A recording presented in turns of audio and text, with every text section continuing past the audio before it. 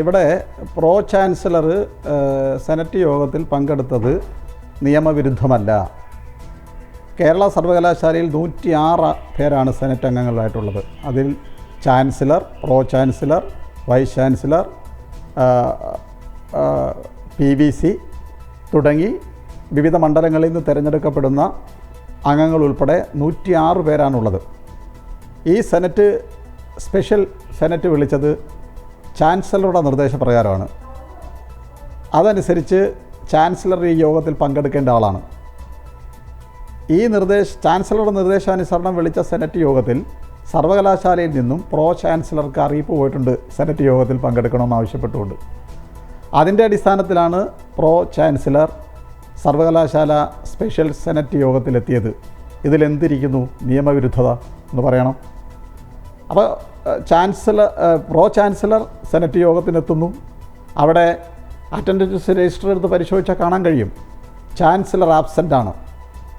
Chancellor absent ആയാൽ Kerala university act chapter 3 section 8(2) അനുസരിച്ച് chancellor അധ്യക്ഷത വഹിക്കേണ്ട ഒരു യോഗത്തിൽ ചാൻസലർ ആബ്സെൻ്റ് ആയാൽ പിന്നെ ആ യോഗം അധ്യക്ഷത വഹിക്കേണ്ടത് ആക്ട് പറയുന്നു പ്രോ ചാൻസലറാണ്.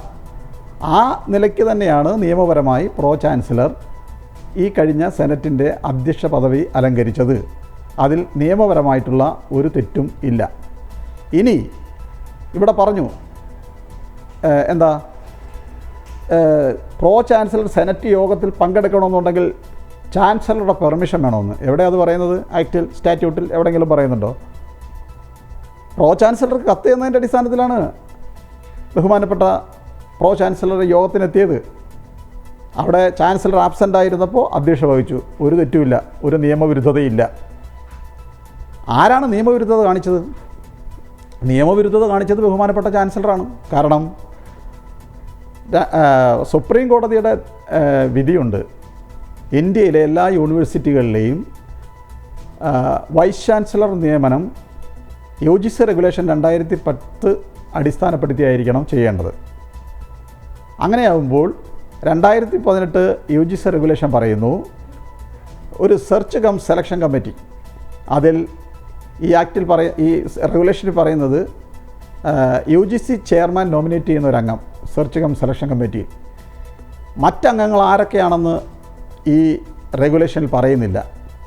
ആ സാഹചര്യത്തിൽ സെനറ്റിൻ്റെ പ്രതിനിധി ആവശ്യപ്പെടാനും പ്രത്യേക സെനറ്റ് യോഗം വിളിച്ച് സെർച്ച് കമ്മിറ്റി രൂപീകരിക്കാനുള്ള പ്രതിനിധിയെ കൊടുക്കാനും നിയമപരമായി എന്ത് അവകാശമാണ് ബഹുമാനപ്പെട്ട ചാൻസലർക്കുള്ളത്? അപ്പോൾ ആരാണ്